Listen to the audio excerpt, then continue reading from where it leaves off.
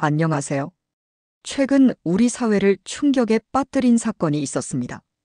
한 초등학교에서 일어난 안타까운 비극을 계기로 교육부가 교원, 채용 및 관리 시스템을 전면 개선하는 대책을 내놓았습니다. 학생들의 안전을 지키고 정신 건강 문제가 있는 교원의 직무 수행, 적합성을 심사하는 새로운 법안이 추진됩니다. 바로 하늘이법 가칭인데요. 이번 대책이 어떤 내용을 담고 있는지, 그리고 앞으로 학교가 어떻게 달라질지 함께 살펴보겠습니다.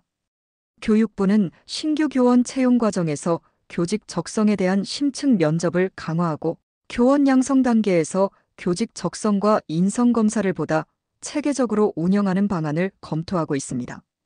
또한 정신적 질환 등으로 직권 휴직된 교원이 복직을 희망할 경우 교원 직무 수행 적합성위원회의 심의를 거쳐 복직 여부를 결정하도록 하는 제도도 도입할 계획입니다. 해당 위원회는 교원의 복직, 휴직 연장, 면직 여부를 판단하는 역할을 맡게 됩니다. 교육부는 18일 대전 초등학생 사망 사건과 관련한 대응책을 발표하며 이러한 내용을 포함한 법안인 하늘이법을 추진할 것이라고 밝혔습니다.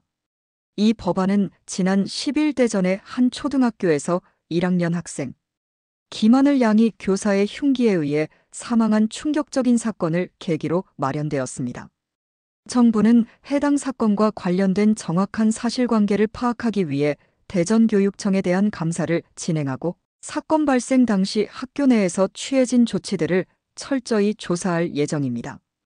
또한 학생과 교직원의 심리적 안정을 돕기 위해 위기지원센터, 학생정신건강 거점센터, 트라우마 전문기관 등과 협력하여 긴급 상담 지원 체계를 구축할 계획입니다. 교육부는 유사한 사건이 재발하지 않도록 17개 시도, 교육청 부교육감과 함께 신학기 준비점검단을 구성하여 전국 학교 안전점검을 강화하고 필요한 추가 안전조치를 시행할 계획입니다.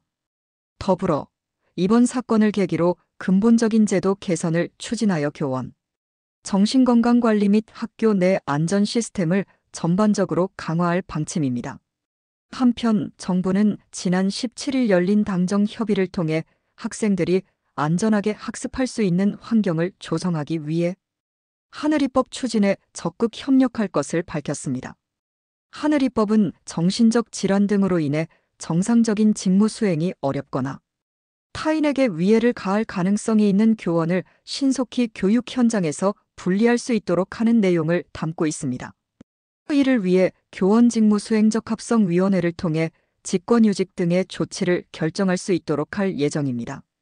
또한 직권휴직된 교원의 치료를 지원하기 위해 의료기관과의 연계체계를 마련하고 해당 교원이 복직을 원할 경우 위원회의 심의를 거쳐 복직, 휴직 연장, 면직 여부를 결정하도록 할 계획입니다. 교원의 정신건강관리를 체계적으로 지원하기 위해 맞춤형 심리검사 도구를 올해 상반기 내에 배포하여 자가진단할 수 있도록 하고 전국 32개 교육활동보호센터 및 관련 기관을 통해 심리상담과 치료를 지원할 예정입니다. 이와 함께 교원지휘법 개정을 통해 교육감이 교원, 정신건강 증진 사업을 수행하고 의료기관과 협력체계를 구축할 수 있도록 법적 근거를 마련할 계획입니다. 학교 내 안전사고 예방을 위해 시도교육청과 협의하여 교내 사각지대 중심으로 CCTV 설치를 확대하고 국회 및 학교 구성원과 협력하여 관련법 개정도 추진할 방침입니다. 또한 학생, 학부모, 교원이 안심할 수 있도록 경찰청과 협력하여 학교전담 경찰관 SPO 인력을 증원하고 순찰 활동도 더욱 강화할 계획입니다. 특히 신학기를 앞두고 학생 및 학부모의 불안을 줄이기 위해 늘봄학교에 참여하는 초등학교 12학년 학생들을 대상으로 대면 인계, 동행 귀가 원칙을 확립하고 보호자가 인계할 때까지의 귀가 안전을 철저히 보장하도록 할 예정입니다. 학생들이 귀가하는 동안 안전하게 보호받을 수 있도록 귀가 지원 인력을 보완하고 귀가 알림 체계를 보다 체계적으로 운영할 계획입니다.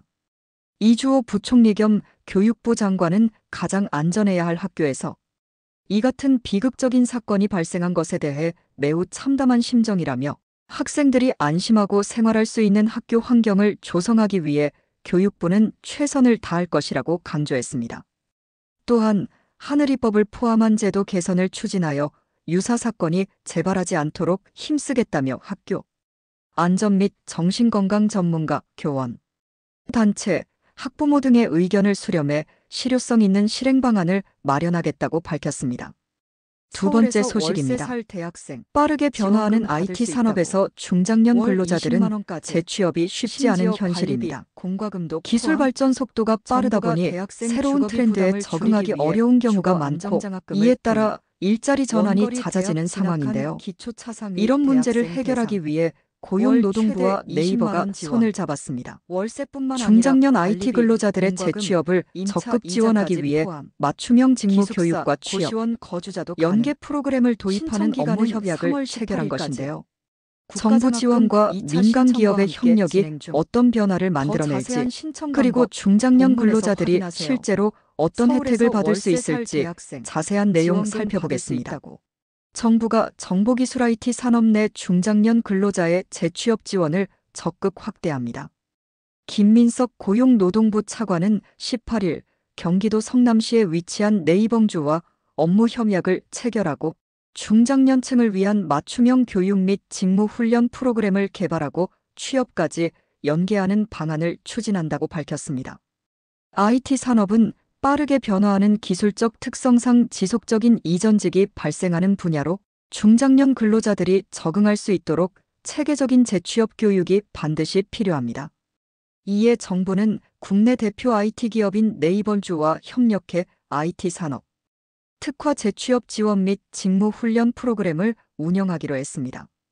특히 네이버주는 근로자가 희망하는 이전직 분야에 맞춘 직무 교육과 함께 실제 취업까지 연계하는 종합적인 지원을 제공해 중장년 근로자들의 직무 역량을 강화하고 재취업 가능성을 높이는 데 집중할 계획입니다. 중장년 재취업 활성화를 위한 정부 지원 모델 구축. 정부는 기업들의 자발적인 재취업 지원 노력에 훈련 운영 비용 및 채용 장려금을 지원하는 방식으로 중장년 근로자들의 성공적인 재취업을 위한 모범 모델을 구축할 예정입니다. 또한 이러한 모델을 IT 산업뿐만 아니라 다른 산업 분야로도 확산하여 노동시장 전반에서 중장년층의 역할을 더욱 확대해 나갈 방침입니다. 생애 주기별 일자리 지원 체계 마련.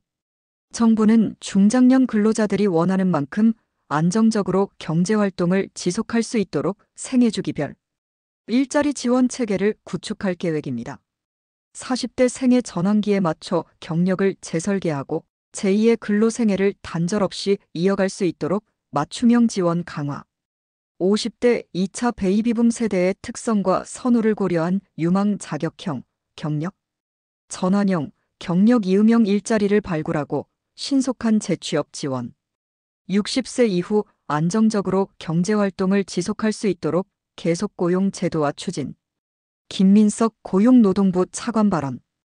김민석 고용노동부 차관은 경력과 능력, 체력이 뛰어난 중장년 근로자들이 노동시장에서 원하는 만큼 일할 수 있도록 지원하는 것은 개인의 삶의 질 향상과 국가, 경제 활성화를 동시에 이루는 중요한 과제라고 강조했습니다.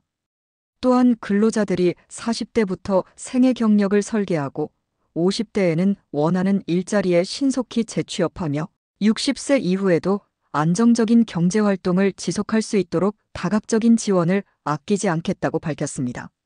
정부와 기업이 함께 추진하는 이번 협력이 중장년층의 경제활동을 활성화하고 IT 산업의 인력 수급 문제를 해결하는 데 어떤 변화를 가져올지 주목됩니다. 세 번째 소식입니다. 대학에 입학하는 많은 학생들이 가장 먼저 부딪히는 현실적인 문제, 바로 주거비 부담입니다. 특히 타지로 진학하는 학생들의 경우 높은 월세와 관리비, 공과금 등이 큰 부담으로 작용하는데요.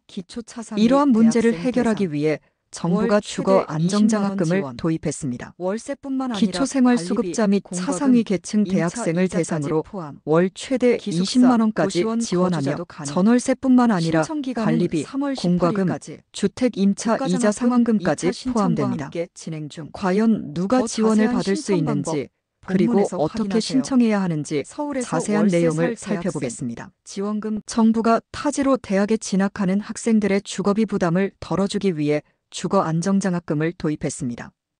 이 장학금은 기초생활수급자 및 차상위 계층 대학생을 대상으로 월 최대 20만 원까지 지원하는데요.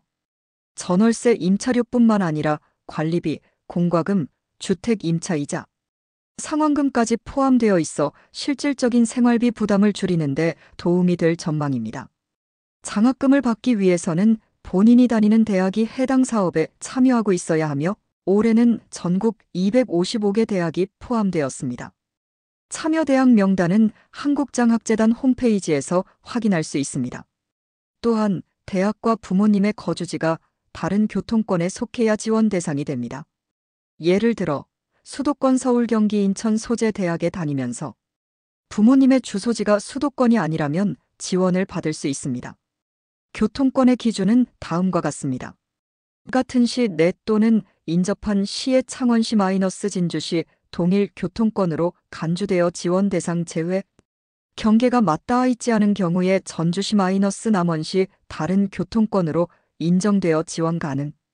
도서지역 및 교통이 불편한 군 지역 동일 교통권이어도 예외적으로 지원 가능. 주거 안정장학금은 단순한 월세 지원이 아닌 주거 관련 다양한 비용까지 포함하여 지원됩니다. 주거 유지관리비, 공동주택 관리비, 수선 유지비 등, 공과금 수도, 전기, 가스, 연료비 등, 주택 임차저당 차입금 이자 상환액, 또한 기숙사, 고시원 등 다양한 주거 형태에서도 지원이 가능하며 학기 중에만 지급되지만 계절학기를 이수하는 경우 방학 동안에도 지원을 받을 수 있습니다. 신청 마감일은 3월 18일 오후 6시까지. 한국장학재단 홈페이지 또는 모바일 애플리케이션을 통해 24시간 접수 가능. 특히 이 기간에는 국가장학금 2차 신청도 함께 진행됩니다. 올해부터 소득 구간이 기존 8구간에서 9구간까지 확대되었으며 추가로 약 50만 명이 더 혜택을 받을 예정입니다. 9구간 학생 유형 연간 100만 원 지원, 다자녀 가구 학생 연간 135만 200만 원 지원. 국가장학금 2차 신청은 마감 후 추가 신청이 불가능하므로 반드시 기간을 확인해야 합니다. 주거 안정장학금 및 국가장학금 관련 사항은 한국장학재단 콜센터 1599-2000번 또는 지역센터를 방문해 문의하면 됩니다. 정부의 이번 조치를 통해 타지에서 학업을 이어가는 대학생들의 경제적 부담이 줄어들 것으로 기대됩니다. 해당하는 학생들은 신청 기한을 놓치지 않도록 반드시 확인하시기 바랍니다.